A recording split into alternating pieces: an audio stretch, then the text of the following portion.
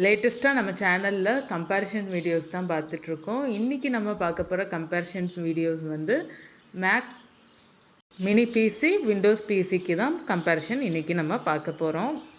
Mac mini PC வந்து globally அவைலபிளாக இருக்குது. மைக்ரோசாஃப்ட் 365 லிங்க்கு டிசம்பரில் அவைலபிளாக இருக்கும், செலக்டட் கண்ட்ரீஸ்க்கு மட்டும். இது ரெண்டோடைய ஃபியூச்சர்ஸும் கம்பேரிஷனும் தான் இந்த வீடியோவில் பார்க்க போகிறோம்.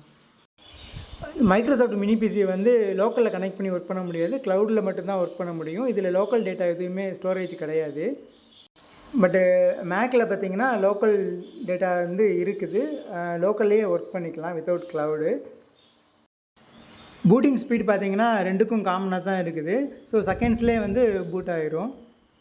இது ரெண்டுக்குமே காமனாக இருக்கிறது வெப்கேம் வந்து எக்ஸ்டர்னல் வெப்கேம் வந்து சப்போர்ட் பண்ணோம்.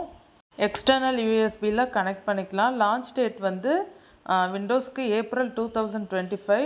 ஆப்பிள் மேக் வந்து அவைலபிலிட்டி இருக்குது. வெயிட் வந்து 1.5 kg விண்டோஸ், 1.2 kg மேக்.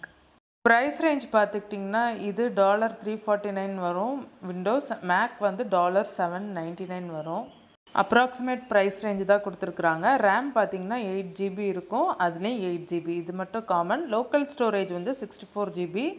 மேக்கில் பார்த்துக்கிட்டிங்கன்னா 256 GB எஸ்எஸ்டியில் இருக்கும்.